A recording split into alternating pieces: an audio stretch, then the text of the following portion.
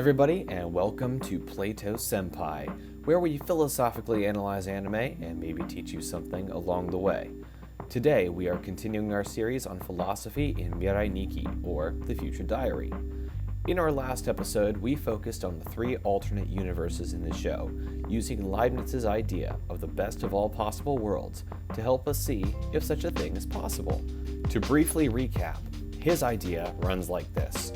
If God is omniscient, omnipotent, and omnibenevolent, and if he freely created the world, he would have to create the best of all possible worlds. The best of all possible worlds is the one with the most goodness possible and the least evil possible. While the other worlds could have been created by God, God chose to create the best of those because he is omnibenevolent, or all good. And he was able to do this because he is omnipotent, or all-powerful. What we noticed, however, is that Leibniz's idea of God doesn't quite match up with the character of Deus Ex Machina. This video will explain why. First of all, what does it mean to be omnipotent? It's awfully vague to simply say that it means all-powerful. Does this mean God can literally do absolutely anything he wants? This question has been discussed by a variety of thinkers since the Middle Ages, and this is how we get what is called the Omnipotence Paradox. The paradox can be expressed through questions such as, can God create a boulder so heavy that even he cannot lift it? Or, can God create a triangle with more than 3 sides? These questions sound silly at first, but are actually quite profound. If God created a boulder too heavy for him to lift, then it is obvious that he is not all-powerful, since lifting that boulder is one thing he cannot do. On the other hand, if he cannot create a boulder too heavy for him to lift, then he is once again not all-powerful, since creating the boulder is something he cannot do. The paradox, however, is rather easily resolved. God can do everything that is logically possible. It would be logically impossible for God to deny his own nature, or to deny the rules of logic. This point is clearer in the question about the triangle.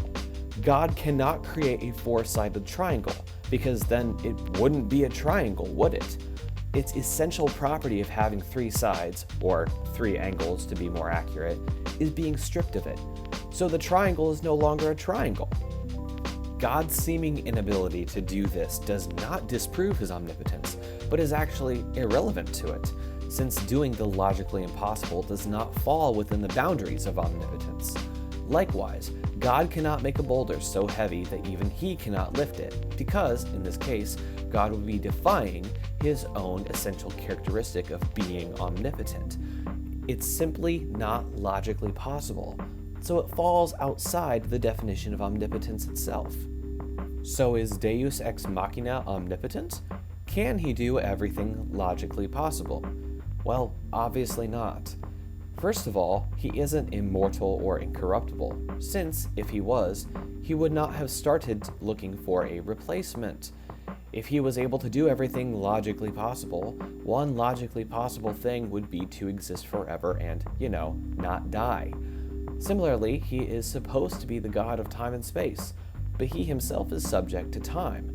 This is evident by the fact that he changes, since dying is a kind of change, and change only takes place over time.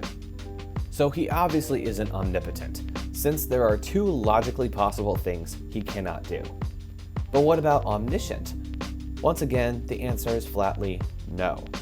Omniscience isn't as paradoxical as omnipotence seemed to be, although it does raise at least one question.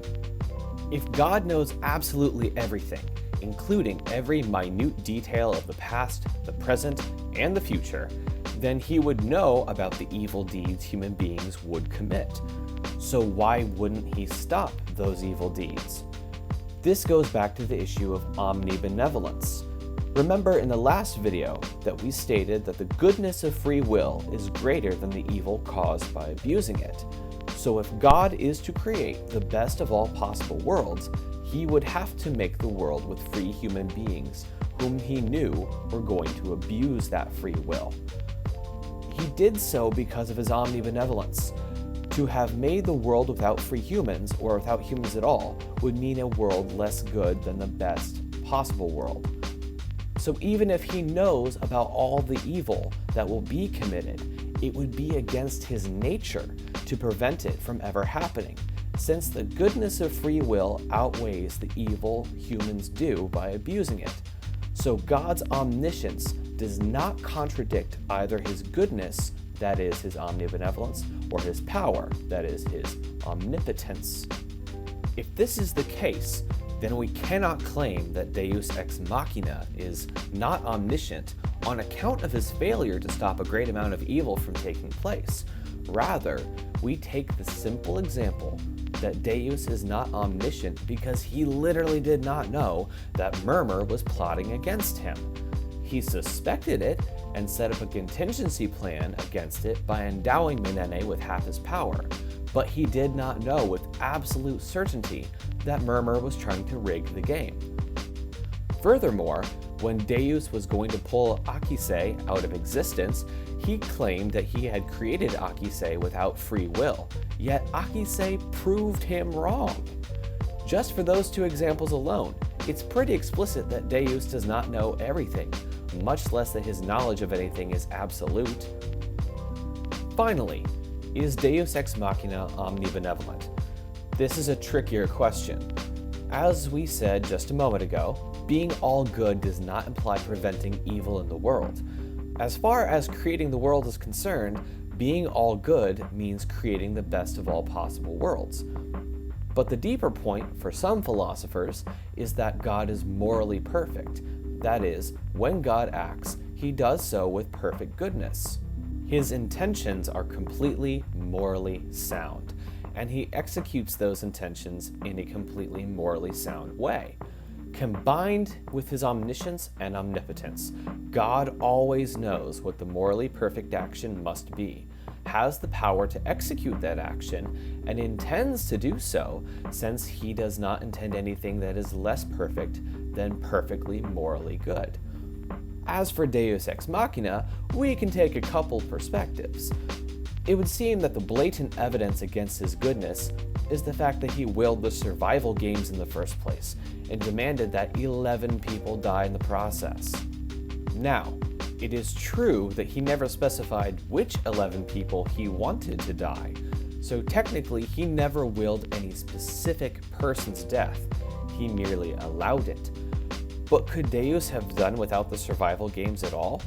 Considering that we have already proven that he is not omnipotent and that he is definitely not omniscient, would it even be possible for him to be omnibenevolent? Well, it doesn't take much to realize that there were plenty of alternatives, all of which were equally as logically possible, and most of which were far more morally sound. Deus Ex Machina could have made the 12 contestants compete in a chess tournament, and whoever was the champion would take his place as God. He could have required them to compete in a songwriting challenge, and whoever had the best song would win. He could have made them do a cook-off. Oh, wait, this isn't Food Wars. Yeah. Well, anyway, the fact that all those other alternatives were options that were far more morally sound than requiring a game where people have to kill each other to become God shows that Deus can hardly even be considered as good, much less all good. So if we look at everything in review, using Gottfried Leibniz's characteristics of God, Deus Ex Machina meets none of these criteria. He isn't omnipotent since he is subject to change, particularly death. He isn't omniscient since he didn't know with certainty that Murmur was plotting against him, and he surely isn't omnibenevolent since he literally put people through a game requiring homicide, not to mention the sheer amount of collateral damage. Holy crap. So by a strict definition, Deus Ex Machina isn't even a god. He's merely the most powerful being who exists, and even that is debatable, since Murmur pulls a fast one on him by tampering with the game and having more of a say in its ending than he did. In short, Deus Ex Machina cannot be considered God. Thank you all for watching. There were way more things I could have said about the nature of God, and plenty of other thinkers aside from Leibniz from whom I could have drawn. but that just means more original content for later videos. If you enjoyed this video or learned something from it, you know the rules of YouTube etiquette. Like and subscribe. Also, comment and share the video with others. Look forward to part 3, where we shift gears a little bit and talk about the butterfly effect. I hope you learned just as much from the next video as you did this one. Stick around.